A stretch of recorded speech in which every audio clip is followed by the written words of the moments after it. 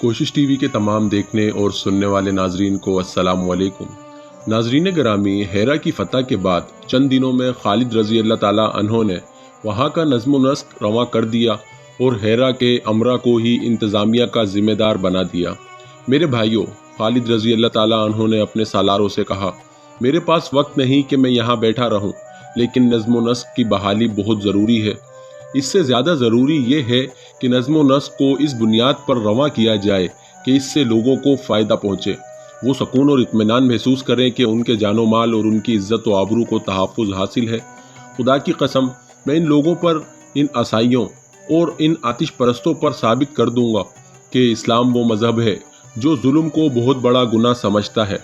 رعایا کو اپنی اولاد سمجھو۔ کیا تم نے دیکھا نہیں کہ میں نے نظم و نسق انہی لوگوں کے سپرد کر دیا ہے؟ رب کعبہ کی قسم، میں ان پر اپنا حکم نہیں ٹھوسوں گا۔ اپنا حکم نہ ٹھوسنے کے نتائج چند دنوں میں سامنے آ گئے۔ اسلام کا بنیادی اصول یہی تھا کہ لوگوں کے دل جیتو، مگر دل جیت کر انہیں دھوکہ نہ دو، انہیں ان کے حقوق دو۔ خالد رضی اللہ تعالیٰ عنہ اسلام کے پہلے سپہ سالار تھے جنہوں نے مدینہ سے نکل کر کسی دوسری قوم کے علاقے فتح کیے اور انہیں اسلام کے اس بنیادی اصول پر عمل کرنے کا موقع ملا۔ مصر کے محمد حسین ہیکل نے بہت سے مورخوں کا حوالہ دے کر لکھا ہے کہ خالد رضی اللہ تعالیٰ عنہ نے دشمنوں کے سر اڑانے شروع کیے تو فرات کو لال کر دیا اور ایسے کسی آدمی کو زندہ نہ چھوڑا جس کی طرف سے دین اسلام کو ذرا سا بھی خطرہ تھا۔ خالد رضی اللہ تعالیٰ عنہ ذاتی دشمنی کے قائل نہیں تھے۔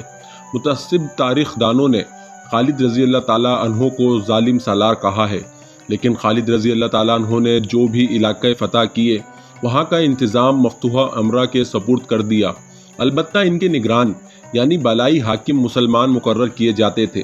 اہرا کو فتح کر کے خالد رضی اللہ تعالیٰ عنہ نے سارے فارس کو فتح نہیں کر لیا تھا، بلکہ خطروں میں گھر گئے تھے۔ آتش پرست ان پر چاروں طرف سے حملہ کر سکتے تھے۔ اگر بڑے پیمانے پر حملہ نہ کرتے تو شب خون مار مار کر مسلمانوں کی فوج کو نقصان پہنچا سکتے تھے، لیکن آتش پرستوں نے ایسی کوئی کارروائی نہ کی۔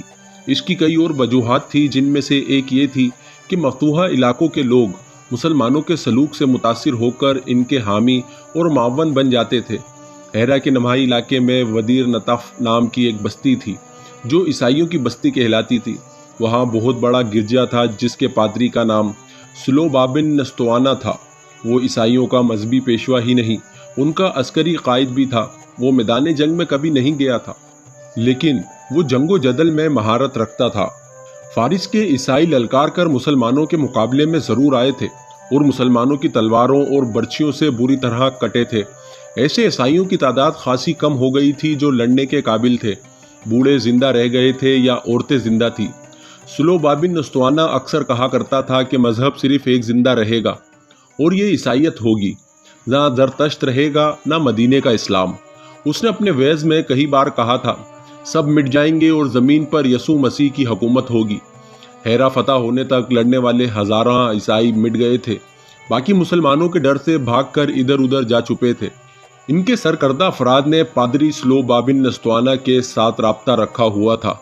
سلوبا نے کوشش کی تھی کہ عیسائیوں کو یکجا اور متحد کر کے مسلمانوں پر شب خون مارنے کے لیے تیار کرے، لیکن عیسائیوں پر مسلمانوں کی ایسی دہشت بیٹھ گئی تھی کہ وہ شب خون اور چھاپا مار جنگ کے لیے تیار نہ ہوتے تھے۔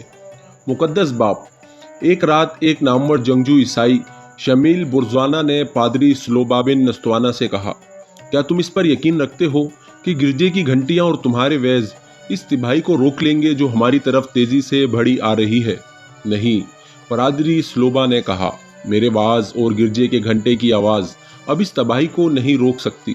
پھر تم ہمیں اجازت کیوں نہیں دیتے کہ ہم مسلمانوں کی فوج پر ہر رات شب خون ماریں؟ شمیل برزانہ نے کہا، مدینہ کے مسلمان جن نہیں، بھوت نہیں، انسان ہیں، ہماری طرح کے انسان۔ شمیل، پادری نے کہا، بے شک وہ انسان ہیں لیکن تمہاری طرح نہیں، میں نے ان میں کچھ اور ہی بات دیکھی ہے۔ وہ فتح کا عزم لے کر آئے ہیں۔ اگر انہوں نے اپنے جسموں کے متعلق یہی رویہ رکھا تو آخری فتح بھی انہی کی ہوگی۔ مقدس باپ، شمیل نے کہا، میں جسموں والی بات نہیں سمجھا، سمجھنے کی کوشش کرو۔ پادری نے کہا، یہ لوگ جنہیں کسریٰ اور چیر عرب کے بدو کہتا رہا ہے، جسمانی آسائشوں اور لذتوں کو قبول نہیں کرتے۔ مقدس باپ کی زبان سے دشمن کی تعریف اچھی نہیں لگتی۔ شمیل نے کہا، اگر تم اپنے آپ میں دشمن کے اچھے اوصاف پیدا کر لو تو تم شکست سے بچ سکتے ہو۔ پادری نے کہا، کیا تمہارے دوستوں نے مسلمانوں کو جال میں پھنسانے کے لیے 15 حسین لڑکیاں نہیں بھیجی تھی؟ کیا تم یہ سمجھتے ہو کہ تم لوگ جو کچھ کرتے ہو اس کا مجھے علم نہیں ہوتا؟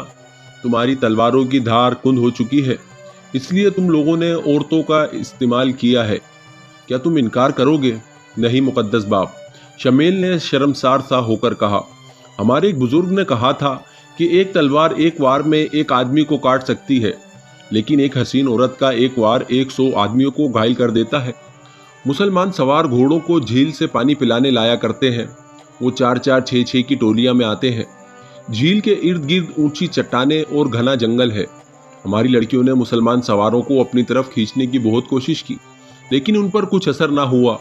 ہماری بعض لڑکیوں نے انہیں اشارہ کر کے چٹانوں کے پیچھے چلنے کو کہا، لیکن ہوا یہ کہ بعض سوار منہ پھیر لیتے اور بعض ہنس پڑتے تھے۔ اور مجھے یہ بھی معلوم ہے شمیل، پادری نے کہا، کہ تم لوگوں نے مسلمانوں کے گشتی سنتریوں کو بھی پھانسنے کی کوشش کی تھی، اور تم لوگوں نے یہ بھی سوچا تھا کہ مسلمانوں کے سالاروں کو اور خالد بن ولید رضی اللہ تعالیٰ عنہ کو قتل کرنے کے لیے لڑکیوں کو استعمال کیا جائے۔ ہاں مقدس باپ، شمیل نے کہا، ہم نے ایسا سوچا تھا، پھر اس سوچ پر عمل کیوں نہ کیا؟ اس لیے نہ کیا کہ جس فوج کے سپاہیوں کا کردار اتنا مضبوط ہے اس کے سالار تو فرشتے جیسے ہوں گے۔ شمیل نے جواب دیا، اب ہمارے سامنے یہی ایک صورت رہ گئی ہے کہ مسلمان فوج پر شب خون مارنے شروع کر دیں اور انہیں اتنا نقصان پہنچائیں کہ یہ پسپائی پر مجبور ہو جائیں۔ کیا تم کسریٰ کی فوج سے زیادہ طاقتور ہو؟ پادری سلوبا نے کہا، وہ جو کہتے تھے کہ زمین پر کوئی طاقت ان کے مقابلے میں اٹھنے کی جرت نہیں کر سکتی، اب کہاں ہے؟ آگ کو پوجنے والوں کے تمام نامور سالار مسلمانوں کے ہاتھوں کٹ گئے ہیں۔ ہم نے ان کی خاطر مسلمانوں سے لڑ کر غلطی کی ہے۔ تو کیا مقدس باپ تم یہ کہنا چاہتے ہو کہ ہم مسلمانوں کے ساتھ دشمنی نہ رکھیں؟ شمل نے حیران سا ہو کر پوچھا۔ ہاں، پادری سلوبا نے جواب دیا، میں یہی کہنا چاہتا ہوں، بلکہ میں مسلمانوں کے ساتھ دوستی کرنا چاہتا ہوں۔ مقدس باپ، شمل نے کہا، پھر تم کہو گے کہ تم مسلمانوں کے مذہب کو بھی قبول کرنا چاہتے ہو؟ نہیں، ایسا نہیں ہوگا۔ پادری سلوبا نے کہا، جب سے ہیرا پر مسلمانوں کا قبضہ ہوا ہے میں یہی دیکھ رہا ہوں کہ ان سے ہمارے مذہب کو کتنا کچھ خطرہ ہے۔ میں نے دیکھ لیا ہے کہ عیسائیت کو کوئی خطرہ نہیں۔ مسلمان اپنا مذہب قبول کرنے کی دعوت دیتے ہیں، وہ زبردستی اپنا مذہب مفتوحہ لوگوں پر نہیں ٹھوستے۔ کیا انہیں معلوم نہیں کہ یہاں ایک گرجا ہے جس میں مجھ جیسا جہمیدہ اور مذہب پر مر مٹنے والا پادری موجود ہے؟ انہیں معلوم ہے شمل، میں 2 اتوار گرجے میں آنے والے عیسائیوں کے ہجوم میں 2 اجنبی آدمیوں کو دیکھتا رہا ہوں۔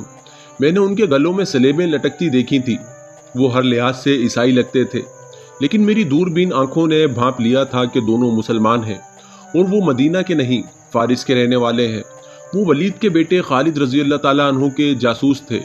میں اپنے واز میں متحد رہا۔ مقدس باپ، شمل نے کہا، اگر تم مجھے اشارہ کر دیتے تو وہ دونوں زندہ واپس نہ جاتے، پھر اس گرجے کی اینٹ سے اینٹ بچ جاتی۔ پادری نے کہا، عقل اور جوش میں یہی فرق ہے شمل، تم میں جوش ہے اور میں عقل سے کام لے رہا ہوں۔ میں تم لوگوں کو مسلمانوں پر شب خون مارنے اور لڑنے کی اجازت نہیں دوں گا۔ 2-3 روز بعد پادری نستوانہ گرجے میں تمام عیسائیوں سرداروں سے کہہ رہا تھا، حقیقت کو دیکھو، کسریٰ کی اتنی زبردست فوج مدینے کی قلیل سی فوج کے مقابلے میں نہیں ٹھہر سکی۔ تم نے بھی مسلمانوں کا مقابلہ کر کے دیکھ لیا ہے، اب مسلمانوں سے ٹکرا کر تم تباہ ہو جانے کے سوا کچھ نہیں کر سکتے۔ وقت کا ساتھ دو، مسلمانوں نے تمہارے مذہب کے لیے کوئی خطرہ پیدا نہیں کیا۔ انہوں نے ہمیں آتش پرستوں کو بھی اپنی اپنی عبادت گاہوں میں عبادت کی اجازت دے رکھی ہے۔ مسلمانوں نے عدل و انصاف میں جو مساوات قائم کی ہے وہ تم خود دیکھ رہے ہو، اور تم یہ بھی دیکھ رہے ہو کہ تم ان کے خلاف آتش پرستوں کے دوش بدوش لڑے، لیکن مسلمانوں نے تمہارے خلاف کسی قسم کی انتقامی کارروائی نہیں کی۔ انہوں نے کاشتکاروں کی زمینوں پر قبضہ نہیں کیا، ان کی فصلوں میں اپنے گھوڑے اور اونٹ نہیں چھوڑے، بلکہ آتش پرست حکمران ان غریب کسانوں پر جو ظلم و تشدد کرتے اور ان کی کھیتوں کی پیداوار اٹھا لے جاتے تھے، یہ لوٹ کھسوٹ ختم ہو گئی ہے۔ اس حقیقت سے انکار نہ کرو کہ مسلمان رعایا کو پورے حقوق دے رہے ہیں۔ تم پر خدائے یسوع مسیح کی رحمت ہو۔ ایک سردار نے پادری کو ٹوکتے ہوئے کہا، کیا تم ہمیں یہ ترغیب دے رہے ہو کہ ہم مسلمانوں کی اطاعت قبول کر لیں؟ کیا یہ ہماری بے عزتی نہیں؟ ایک اور سردار نے کہا، مسلمانوں نے تمہاری عزت کی طرف آنکھ اٹھا کر بھی نہیں دیکھا۔ پادری نے کہا، کیا تم نے انہیں پھانسنے اور گمراہ کرنے کے لیے اپنی لڑکیوں کو نہیں بھیجا تھا؟ کیا وہ تمہاری لڑکیوں کو اٹھا کر نہیں لے جا سکتے تھے؟ اور مت بھولو کسریٰ کے حاکموں نے تمہاری کتنی لڑکیوں کے ساتھ زبردستی شادی کی تھی۔ جسے جو لڑکی اچھی لگی وہ اسے حکمن لے گیا۔ اور یہ بھی سوچو کہ فارس کے وہ سالار اور کماندار کہاں ہیں جن کے ساتھ مل کر تم مسلمانوں کے خلاف لڑے تھے؟ کیا انہوں نے تم سے پوچھا ہے کہ تم کس حال میں ہو؟ کیا انہوں نے آ کر دیکھا ہے کہ تم میں سے جو مارے گئے ہیں ان کی بیویاں کس حال میں ہیں، ان کے بچے کس حال میں ہیں، اور مسلمان تمہیں سزائیں تو نہیں دے رہے؟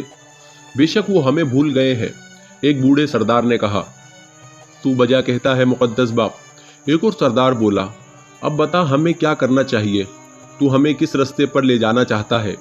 یہ تمہاری سلامتی کا رستہ ہوگا۔ پادری نے کہا، اس میں تمہارے جان و مال کی اور تمہارے مذہب کی سلامتی ہے۔ میں مسلمانوں کی اطاعت قبول کر رہا ہوں اور میں باقی علاقے کے تمام قابل کاشتکار اراضی کا لغان دے کر مسلمانوں کو ادا کروں گا۔ تقریباً تمام مورخوں نے لکھا ہے کہ مسلمانوں کے حسن سلوک، عدل و انصاف اور اسلوب حکومت سے متاثر ہو کر دیر ناطف کے پادری سلوبا بن نستوانہ نے سب سے پہلے خالد رضی اللہ تعالیٰ عنہ کے سامنے جا کر اطاعت قبول کی اور 10,000 دینار خالد رضی اللہ تعالیٰ عنہ کو پیش کیے۔ اس رقم کے ساتھ وہ ہیرے اور بیش قیمت موتی بھی تھے جو کسریٰ ارد شیر نے پادری سلوبا کو تحفے کے طور پر دیے تھے۔ یہ موتی دراصل رشوت تھی جو ارد شیر نے عیسائیوں کو مسلمانوں کے خلاف لڑانے کے لیے پادری سلوبا کو دی تھی۔ خالد رضی اللہ تعالیٰ عنہ کے حکم سے ایک معاہدہ لکھا گیا۔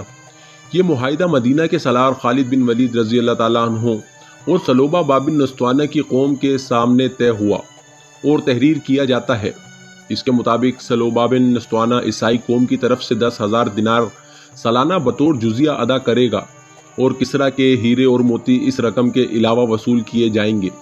جزیے کی یہ رقم صرف ان عیسائیوں سے ہر سال وصول کی جایا کرے گی جو اس کی استطاعت اور توفیق رکھتے ہیں، اور جو کمانے کے قابل ہوں گے۔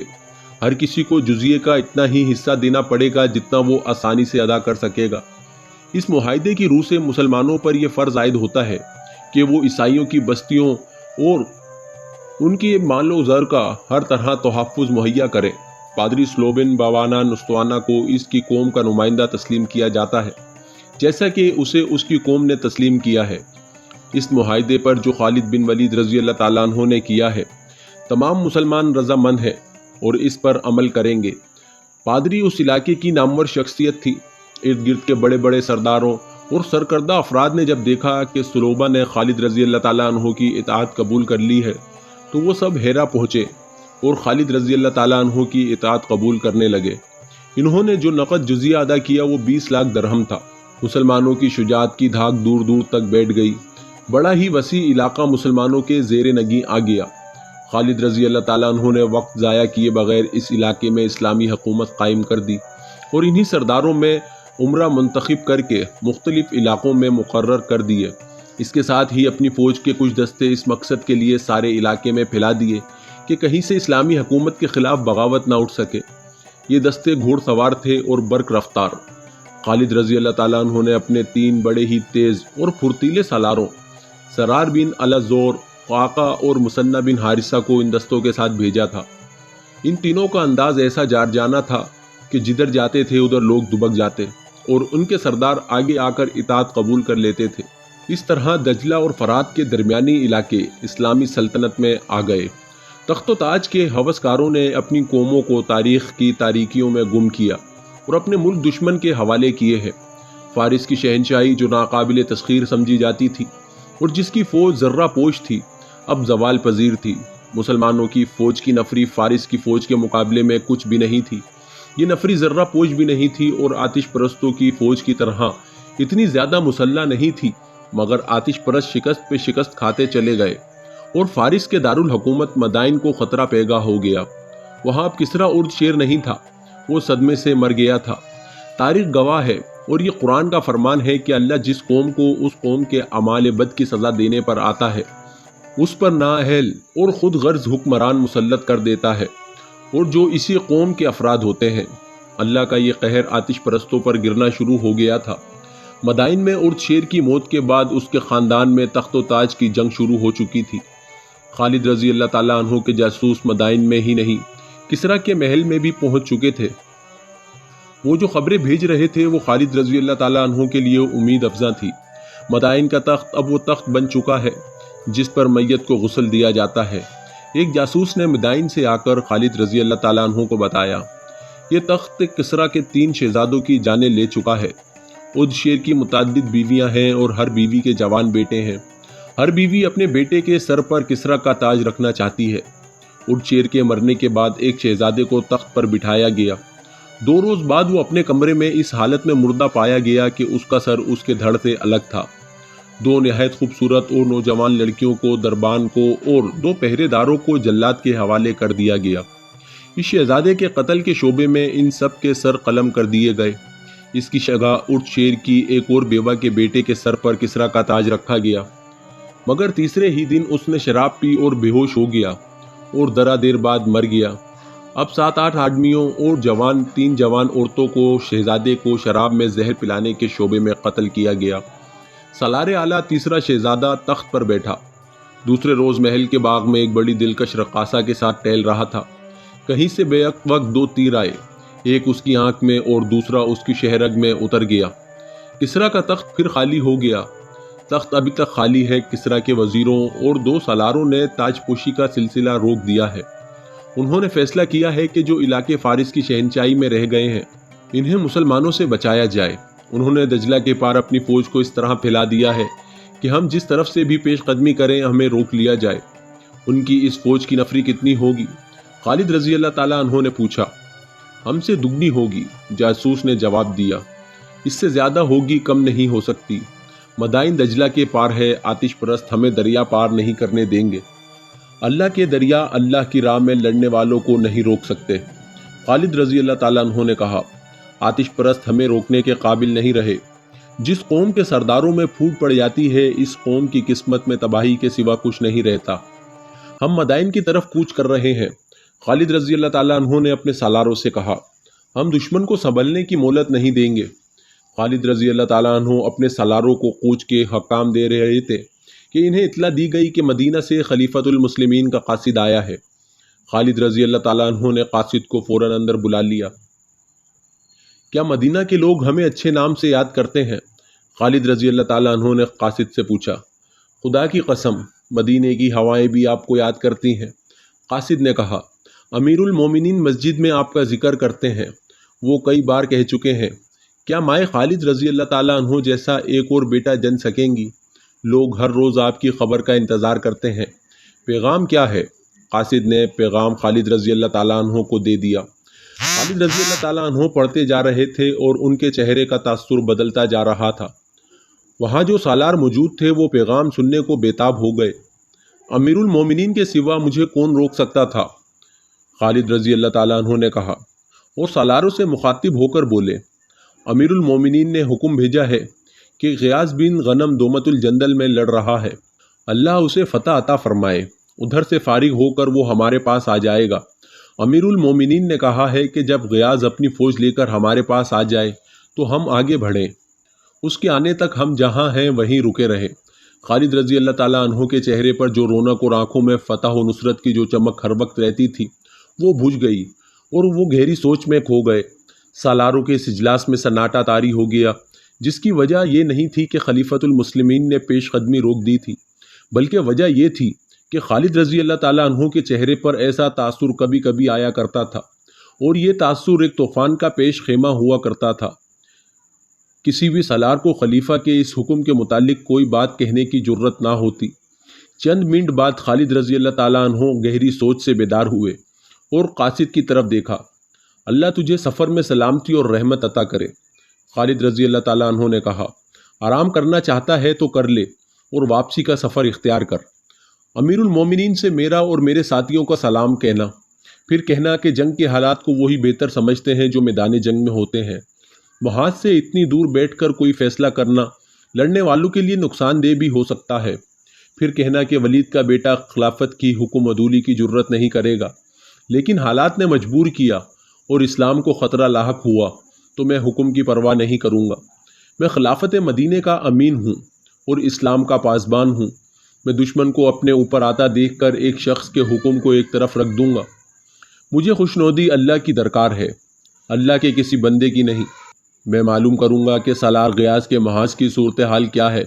ہو سکتا ہے اسے مدد کی ضرورت ہو، اور یہ بھی ہو سکتا ہے کہ وہ اپنے محاذ سے جلدی فارغ نہ ہو سکے، اور عاشق پرست اس عرصے میں سنبھل جائیں۔ اور خلیفۃ المسلمین سے کہنا کہ ہم نے زرتشت کی آگ کو سرد کر دیا ہے، اللہ نے ہمیں ایسی فتح عطا کی ہے جس نے کسریٰ کے محل کو شیطان کا بسیرا بنا دیا ہے۔ اونٹ شیر کے تخت پر جو کوئی بیٹھتا ہے وہ 2 روز بعد اپنے بھائیوں کے ہاتھوں قتل ہو جاتا ہے۔ فارس کی شہنشاہی اور اس کی شان و شوکت کو ہم نے دجلہ اور فرات میں ڈبو دیا ہے۔ ہیرا، جسے فارس کا ہیرا کہتے ہیں، ہمارا فوجی اڈا ہے، ہمارے لیے دعا کرتے رہیں۔